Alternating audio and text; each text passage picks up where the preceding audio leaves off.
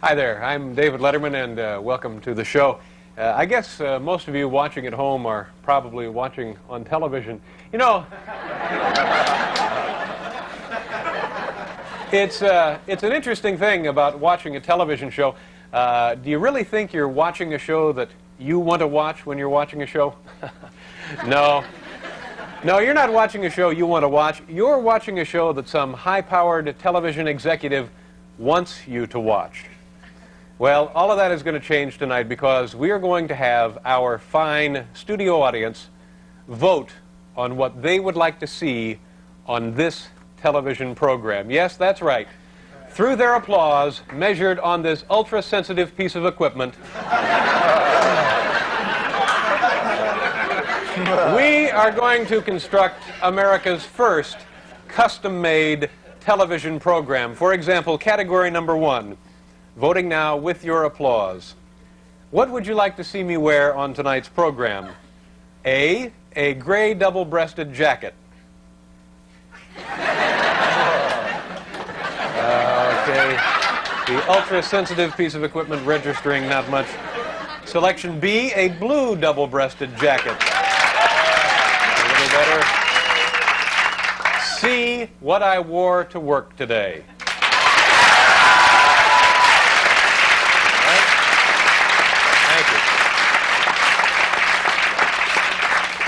That, by the way, is what I'm wearing right here. All right. Category number 2. Instead of our fine band playing the regular theme at the beginning of our show tonight, would you like to have them play Laura's theme from the motion picture Dr. Zhivago? Or B, the equally moving theme from Gilligan's Island?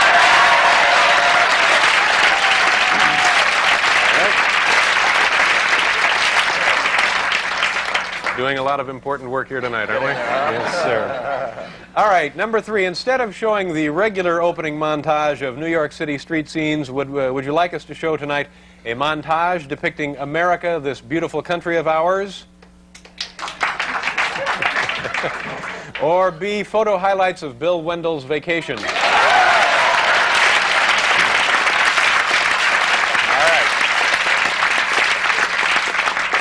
Now, we have one more category to vote on before we begin the show, and then we'll get things rolling.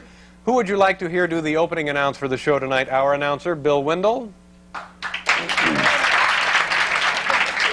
Or B, the first person I can find in the hallway?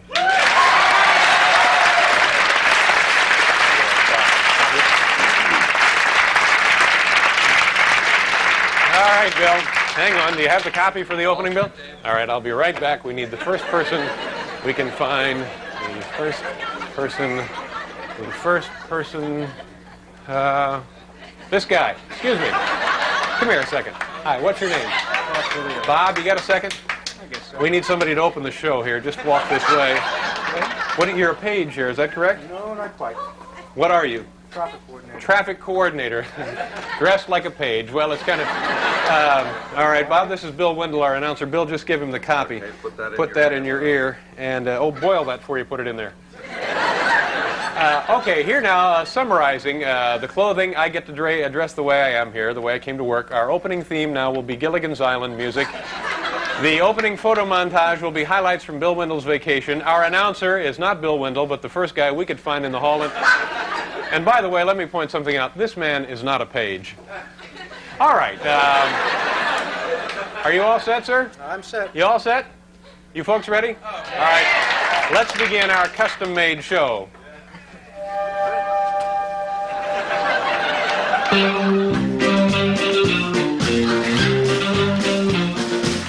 From New York City, the city that invites you to quit your job and come here to hang out. It's Late Night with David Letterman. Tonight, the custom-made show, where you, the audience, decide what's on the show with actress Teri Garr and sex therapist Dr. Ruth Westheimer. And now, a man who bet everything he owns that if Saturn had one on one with Jupiter, Saturn will win.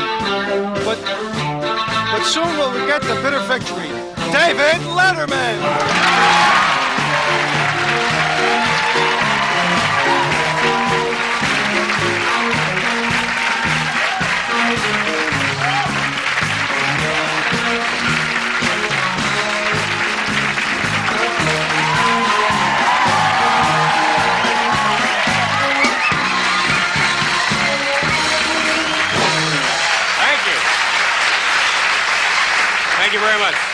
Thank you, folks. Welcome to the program. My name is David Letterman, and briefly, once again, tonight, this is our custom-made show. This is not the kind of show you can walk into any store and buy off the rack. No, sir. This one is being hand-tailored to the wishes and whims of our fine studio audience, and personally, I couldn't be happier. All right, now, opening a joke. So you have a choice here, ladies and gentlemen. Would you like to hear a joke about cab drivers in New York City? I don't feel your heart's in it. Or how about Secretary of State George Shultz?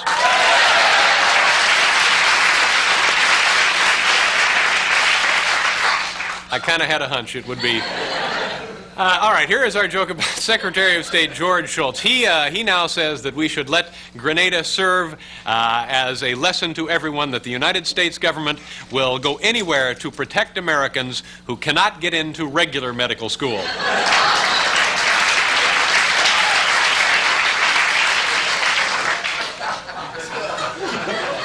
On this program tonight, you're going to meet, lovely and talented Teri Garr will be with us this evening. Also, the lovely and talented Dr. Ruth Westheimer will be on this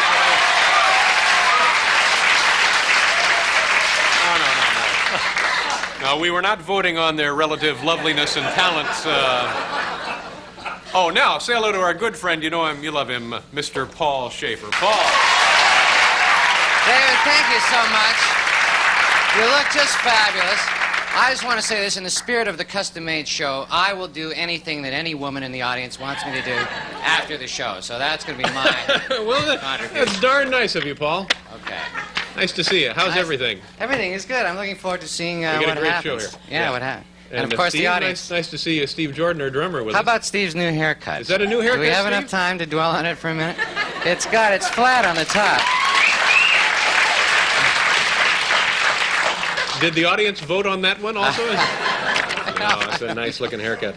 Okay, we got plenty of work here to do, ladies and gentlemen. Your voting is not yet finished. For tonight, instead of our regular New York City backdrop, which you see every night, would you like to see, a backdrop of the Windy City, Chicago at night?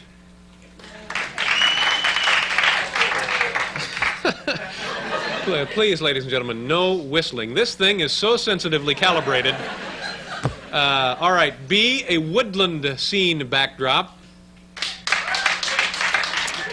Or C, a huge blow-up of the inside of Bob Rooney's mouth. All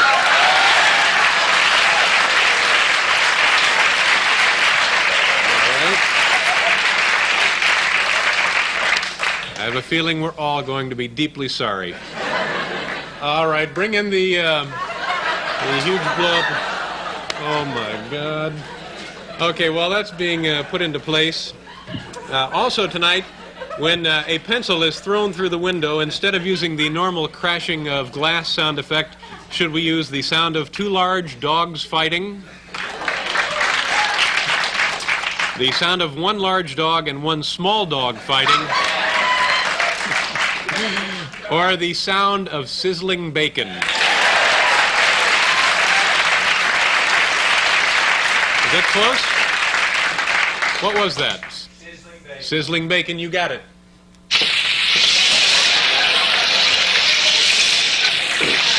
All right.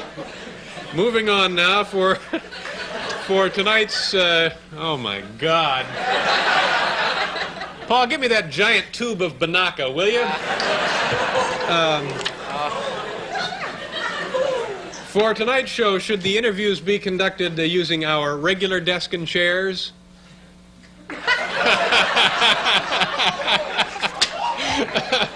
All right. How about B, no desk and a set of lawn chairs?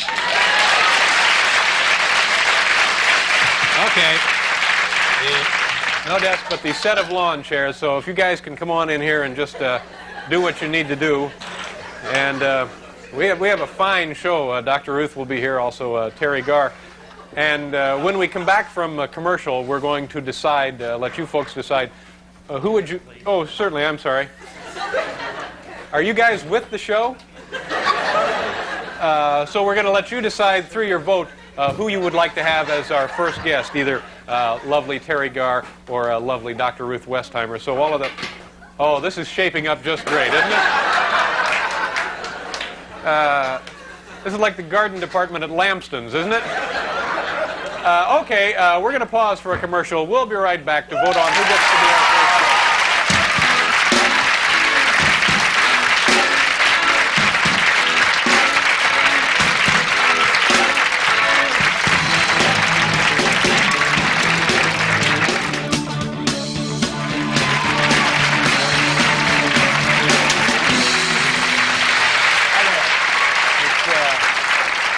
It's beautiful, isn't it? It's sinfully luxurious down here. I wish each and every one of you could share this moment. What do you think, Paul? Is this all right? It's fabulous. It's like a garden party, you know? It is a little bit. I was on the train again last night. Everybody I run into asks me to give you their best. You're very popular on the train, Paul. Thank you so much. And isn't it? And how are you doing on the train? Well, it's all right. It was very crowded last night, and I was sitting next to one of these guys. Every few miles, every 4 or 5 miles, the guy would do this. Nice. That is a nice move, I think. Yeah, that's no good. But it's well. So we're going to have to run him down to the lab. Okay, we have some more. We have more selections. Gee, and you know, I don't feel stupid. We may have to have another vote on that, by the way. Okay, tonight. What do you think? We have two wonderful guests, equally fine humans in their own right.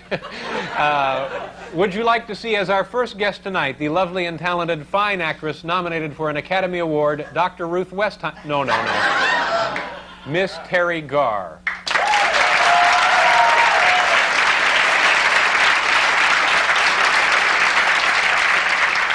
All right, or our other fine guest tonight has her own radio show here in New York City and other fine cities across the United States and Europe as well, Dr. Ruth Westheimer.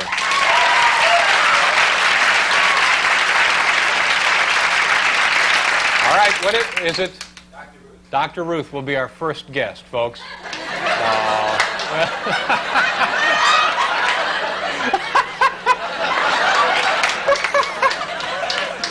Well, bless.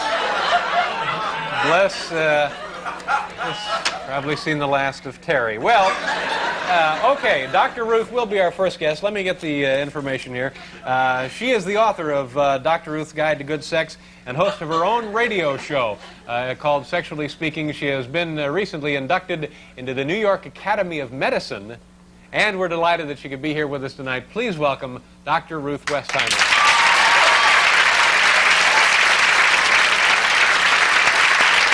Hi, Dr. Ruth. How are you? Nice to see you. Thanks for joining us. Now, how was Terry upset about not being selected to come out first? No, but for me, I think that's very funny. With an Academy Award nominee, I think that's terrific. Oh, I see, yeah. No, I consoled her. She's going to do it, and I'm going to watch her in the back later. You think she will show up? Oh, yes. Now, you get the radio show not only here in New York City, where else is it? Los Angeles. Los Angeles? A whole hour over satellite from New York to Los Angeles. Is it done the same day you do the show here in New York? And 5 minutes each week to Luxembourg in German, so all of Europe now hears about sex. Now, wait a minute. And 5 minutes in Israel. Now, what kind of things do you talk about on the show that goes from Luxembourg to the rest of Europe? Same things. Same things you do here in the United States? That's right. They have the same problems, David. Oh, I guess they have the same problems. They ask me about personal relationship questions, and they do ask me about sexual questions. Do you take phone calls? They have already enough questions. The way you collected them, they have enough until the year 2050, they told me. So they sent me a... Wait a minute.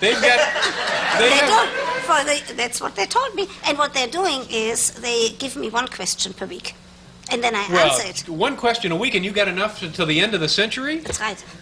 Oh, so I hope you'll be around, too, so that we can discuss it. So you only answer one question on each show? Yes. Yeah. Now, what's the common question you get in Europe, in Germany, for example? What's on the minds of the Germans? About sexual functioning and how to become better lovers, and how for women to have orgasms, and how men not to be premature ejaculators. Exactly the same type of questions.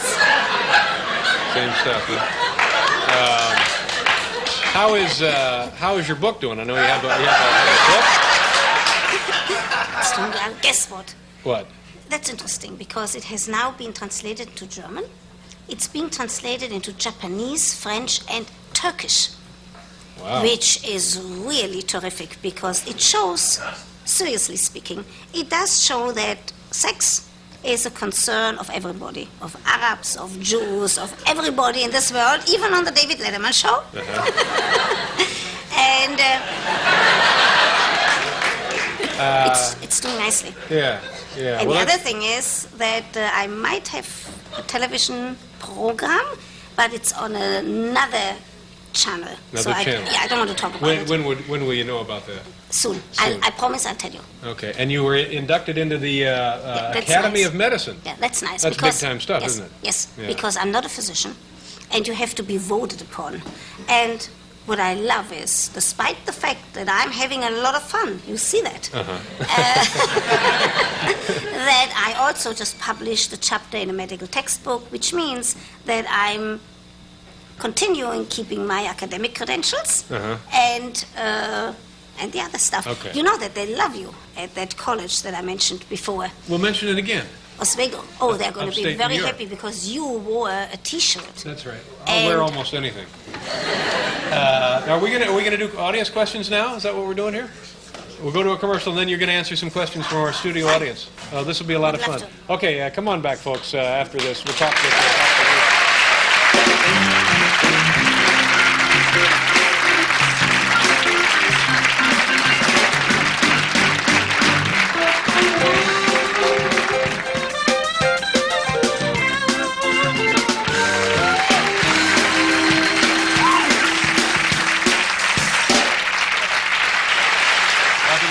show. I'm Regis Philbin. This is Cindy Garvey. I'm in good company today. Doctor, we have questions here from our studio audience. Right. And they have asked questions here for you to answer, much like you do on your radio show, which now goes all over the world. This comes to us from a 20-year-old female. And it says, Dr. Ruth, what do you do if a girl gets as far as the bedroom and you change your mind? How do you get out of it? How does a girl, I guess, gracefully call the deal off? By just saying N-O, no. And she can even say, David, she can say, look, I really like you. I love the way the two of us kissed and hugged and touched and necked and petted. And I have decided not to go further. And she should just speak up and say, no. Now, David, if he drops her because of that, if he just says goodbye and adios, you're a ghost, you're a right, vapor. then she's a very lucky woman. That's right, because it wouldn't have worked out anyway. But I think the point here is maybe what if this woman is willingly and maybe even initiating some of this activity, and then later, you know? Then he should say, what did you say before about the ghost? Adios. Goodbye. Yes, right. Yeah, your history, if your she teased him. Teased him. If she did. If she just teased him and made believe, and then at the very last moment, when he's very sexually aroused, then she changes her mind. If she really started to tease him, then he should say goodbye. Letter number 2. Or these aren't actually letters. These are from our studio audience. What do you think, this comes from a 22-year-old female, what do you think of the new contraceptive sponge? Do you think it's safe? And what would be better if you don't think that's safe?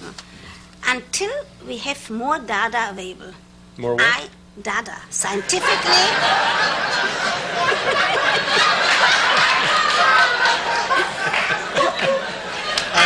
I'm sorry. That's me being stupid. I'm sorry. I'm David, sorry. More data available. You're right. Until we have more data available, I am telling people to use a condom. Did you know that condoms now come in all different colors? They can be matched to pocketbooks. And a diaphragm. I am not saying if we have more data collected and if it does become clear that it is safe, then maybe I'm going to change my tune. Right now I'm saying until we have a better contraceptive, a condom and a diaphragm. Right. They come in colors? Yes. You don't. The thing I hate worst of all is clashing with the wallpaper.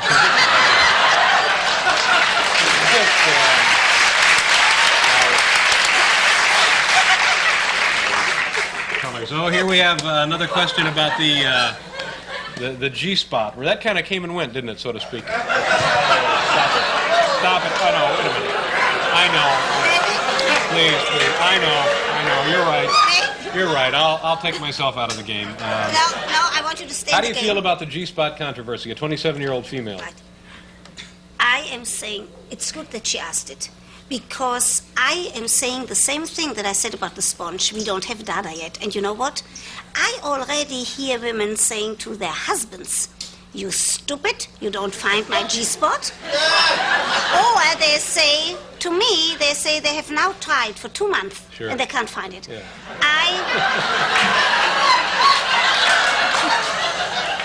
Until, for those who might not know what it is, it's they say, those people who talked about Now, do you believe that it exists? I am saying I don't know yet. They say that there's a spot right next to the urethra, inside the vagina, a Grafenberg spot, if properly stimulated, would bring about a different kind of an orgasm, yeah, even an ejaculation. I'm saying we have enough problems with those things right, that we know about. That's right. And let the G-spot people bring us good data. Yeah. Scientifically collected. That's right. Then we'll talk about it. If people know about it and can get to it, fine. If you can't, don't worry about it. Right. Okay. Right. How are we doing for time? This comes to us from a 36-year-old male. I'm a 36-year-old male, so maybe this will be something that we can relate together about. You know, I never ask personal questions. Would you like to ask me a question? No. Oh. You know why? Because I don't want you to ask me a personal question. That's why. I think that's a good policy. As the parent of a teenage son, I'm concerned with the problem of just how old he should be before I should give him consent to engage in a sexual relationship. This is a good question. Sure. You shouldn't give him consent at all, because you should educate him from the very early childhood on, and then when that teenager is, I don't know, 18, 19, 20, whatever his age, he has to make his own decision. He should not go to a mother or a father and say, "Dad, tonight, can I try it for the first time?" Our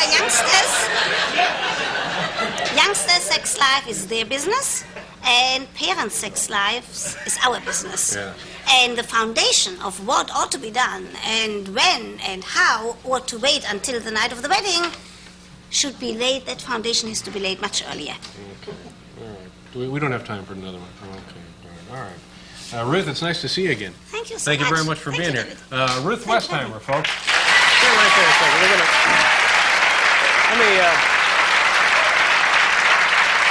We're gonna change this, all right? How many of you would rather have the woodland scene or the woodland scene, or the skyline of Chicago? Chicago? Okay, we're going to change this to the skyline of Chicago. Get rid of that awful looking thing there. Thank you very much, Ruth. I'm glad things are going so well for you. Thanks for being here. We'll be back, folks. Teri Garr. No, you don't need to run off.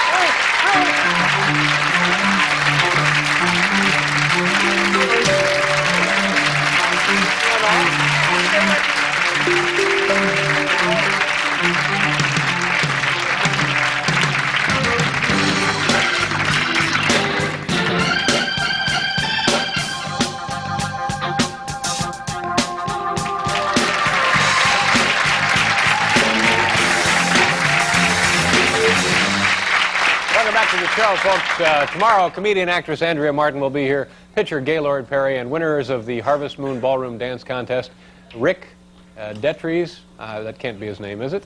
Rick. We don't know. Rick Detries, and Bob Smith will be here tomorrow. The man who won that contest. Also, he'll be here with Ann Kane, the dance champions.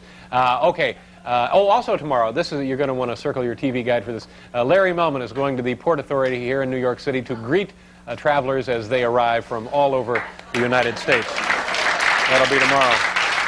All right, this is the middle of the show, and traditionally we do some bit of comedy at this point. Now, we need your vote. We could either do a piece of comedy called My Neighborhood. It's funny photographs, and then I read little stupid captions on the back of them.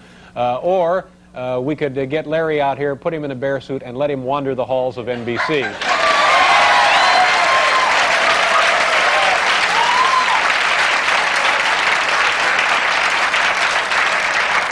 Okay, we'll do the card piece. All right, is Larry ready? Larry, come on out, pal. Larry Melman. Hi, David. Here you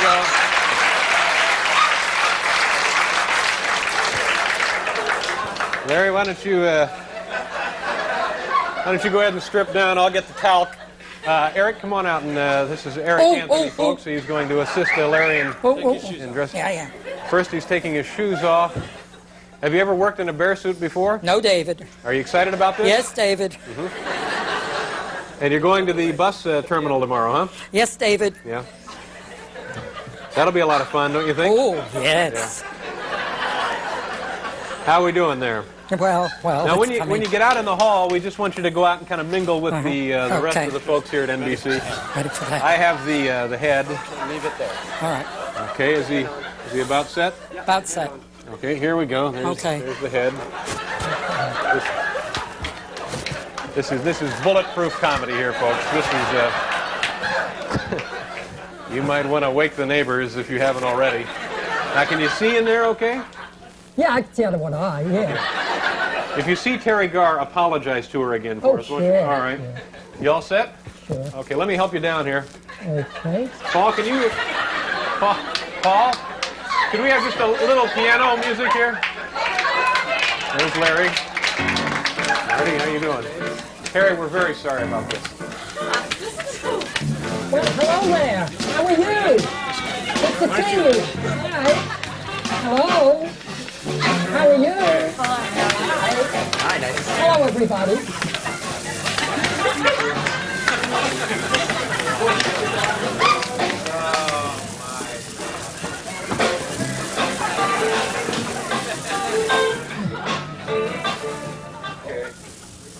Larry, can you hear me?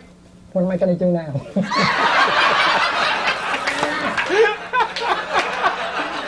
It's certainly a proud moment for the Peacock, isn't it, ladies and gentlemen? Now, wait a minute. What's he doing? Oh, he's coming back in. Why is he coming back in? Hello. Good to see you there. Somebody get the tranquilizer gun. Oh, isn't that cute? Okay. All right. And he's coming back into the studio. Well, fine. I think we got our money's worth on the rental for the suit, don't you? Larry, come on back in.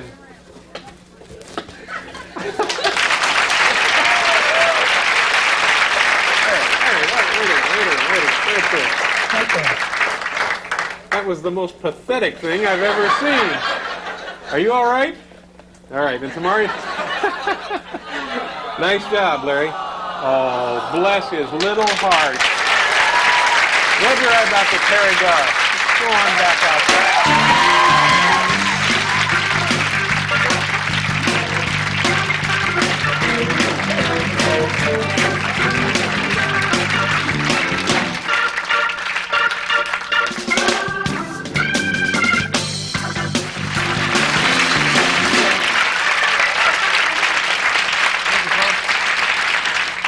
We've had that idea for about 7 months, where we put Larry in the bear suit and turn him loose. And I think it was well worth the wait. Yeah. I think the key phrase there was, what do I do now?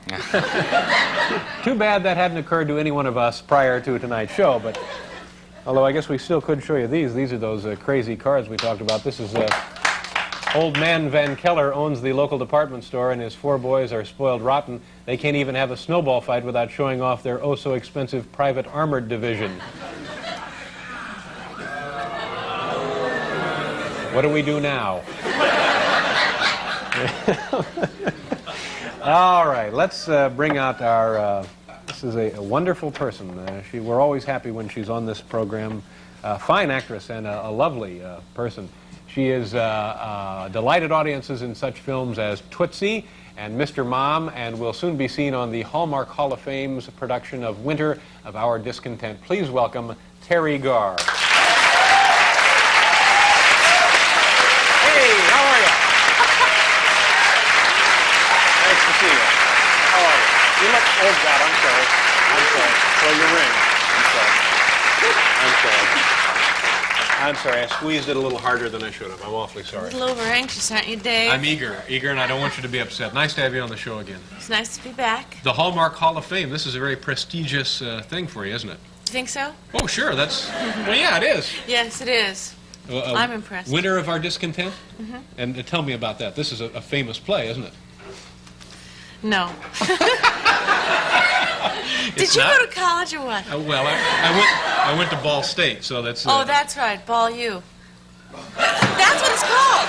Ask Dr. Ruth. Ball State University. Okay. Yeah. Well, the Ball brothers founded it. you know, my mother is not going to ever speak to me again. Why? First, I did a sketch on Saturday Night Live about the contraceptive sponge.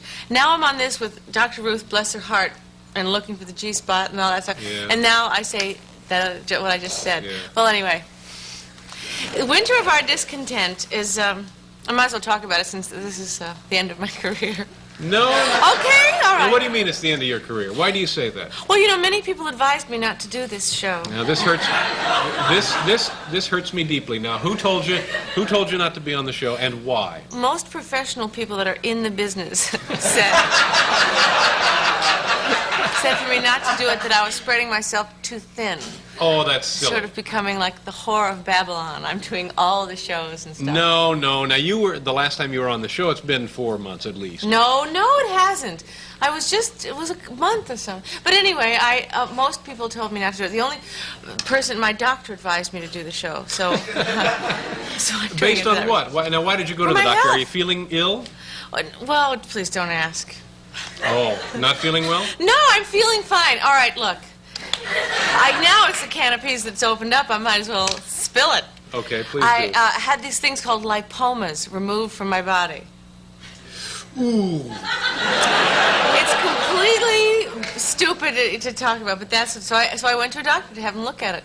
I went to several doctors. It's nothing serious, is it? No, it's nothing serious, and I'm sorry that you brought it up. But when you say, "Oh, we're at the doctor, and let's not talk about it," then it becomes much bigger than it should. That's right. Yes. So I've done it again. I've screwed this up, haven't I? Yeah. But anyway, he thought that I should come on this show, and boy, was he wrong. No, now, come on. Now, it's all I'm right. being mean, aren't I? There's no reason for me to be quite so hostile to you. Well, I get the feeling the last time especially that you don't like being on the show, you don't like me, and now are you... Ooh. Sorry. Just checking. I have some lipomas I'd like you to look at.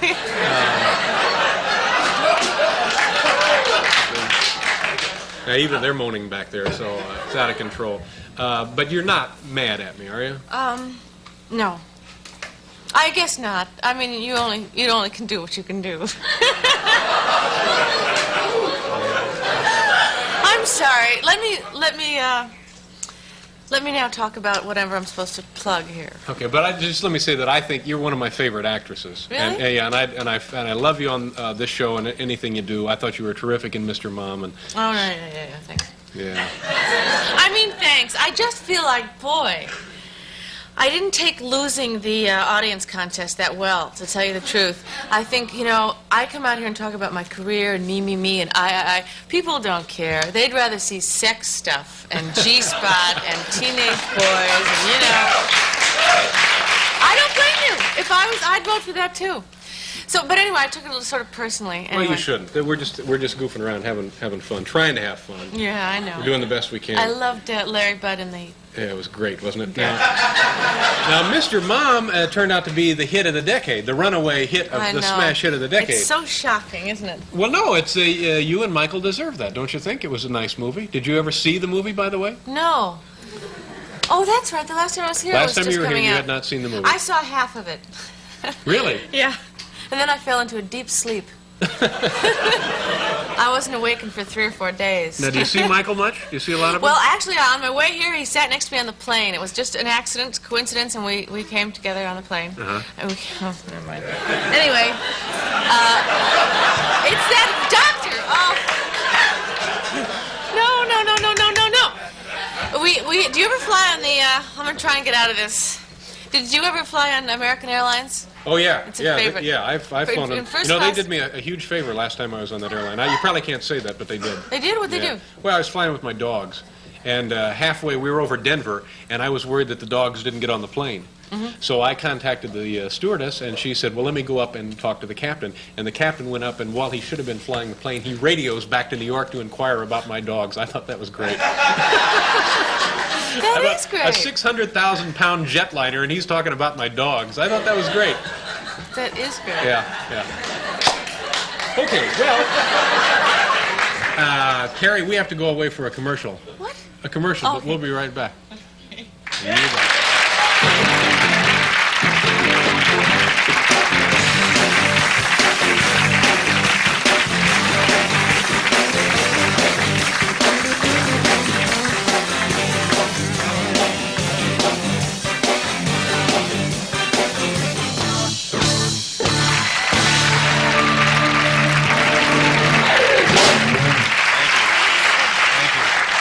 Terry has just written me this note, a novel by John Steinbeck. Stupid.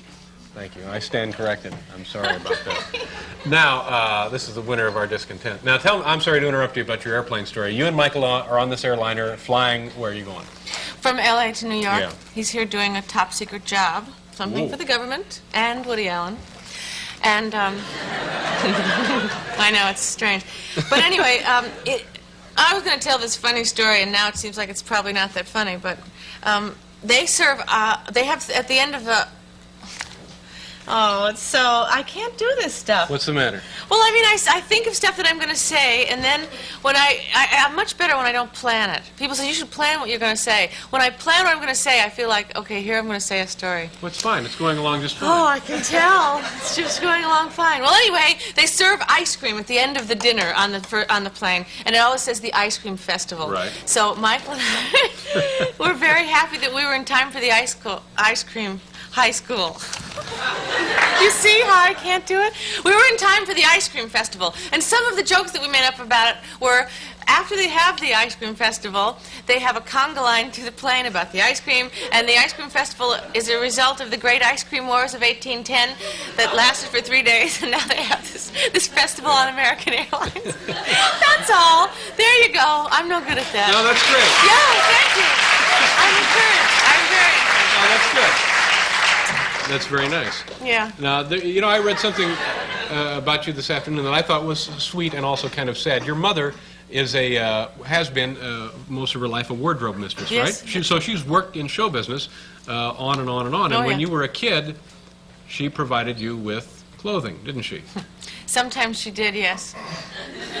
She's not speaking to me anymore, though, after tonight. Oh, Mom will get over that, don't you I'm think? not sure. What kind of stuff would she give you to wear? Well, one particular thing that she got me to wear, this was borrowed clothing. She used to work on the Dinah Shore show, and I was going to my high school prom, and I really wanted to wear one of those dresses from Learners like all the other girls were wearing. They were sort of these net dresses, Sure. strapless, beautiful thing. I have one. I'm sure you do. But she borrowed this Christian Dior dress from Dinah Shore's closet. Dinah Shore never knew, and I wore it to my prom. Yeah. Now, that's probably, as a kid, exhilarating and in some way not so exhilarating. I didn't want that. I wanted, a dress, a jerky dress. Yeah. And especially since I had to give it back. Any other dresses that you wore from other No, folks? I'm not so crazy about that story either. It's not that thrilling. You know what I would like to know about, you live here in New York? Well, Yeah, of course you do, because you do the show here. Why are they, no, you may not know this across the country, but in the South Bronx in New York, it's very, it looks like Dresden after the bomb. It's just a mess.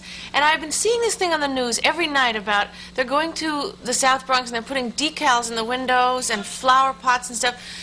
Now, to make it look like people live there or something, do you know anything? Why are they doing that? Well, there was a consideration for allocating a sum of money to put up these facades so that people would not be, as you suggested, depressed when they looked at what is not a thriving community now. And they thought by doing so, now there's not a bad reason for it, but they thought by doing so that people would say, oh, I see, it's okay and it's being renovated and we can invest in this area. They thought they would be tricked into investing. But the problem is, if you're going to take the money just to put up the decals, why don't you take the money to actually fix up the area? Exactly. Yeah, yeah. I wish I could have been at that meeting where someone, like 12 people are sitting around a table and someone suggests, we'll trick them. We'll have a big news conference about how we're going to trick them. Yeah. And everyone went, yes, good idea, let's go to lunch. No one thought about it. It amazes me about life. Well, I don't know if has that been rescinded? Has that gone through? They're are doing it. it. They continue How much to money pour are they money spending? into this. All right. Well, we'll be back with Lawrence Spivak here on Meet the Press in just a minute. You have to go away, Teri.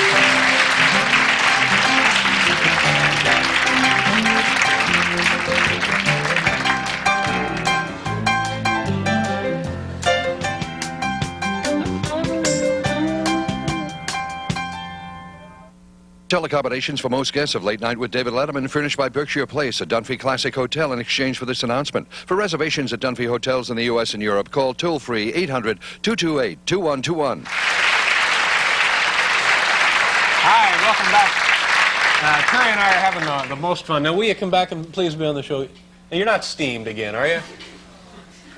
No. Did you? This, of course, is the Academy Award-nominated Teri Garr. Oh, you're in a new movie soon, aren't you? Oh, the winner of our discontent. Yeah, it's on TV. On the TV. Yeah, this is now December 6th on some other channel. and it's a Hallmark Hall of Fame presentation. Well, that's nice of you. With Donald Sutherland. Donald Sutherland. You liked him, didn't you? Yeah. All right. Great. Also, thanks to Teri Garr and our own Larry Melman. And we have, Paul, thank you very much for all your help. And Mr. Bill Wendell, our announcer. Now, we have one more bit of voting. Is that correct? Am I doing this properly? Terry, you may vote along if you like. Well, thank you, David. Instead of running our regular closing credits for the program tonight, this has been a custom-made show. What the audience wants, they get. I was watching. Oh, I see. All right, you have a chance to vote here now. We're going to show the names of each member of our studio audience.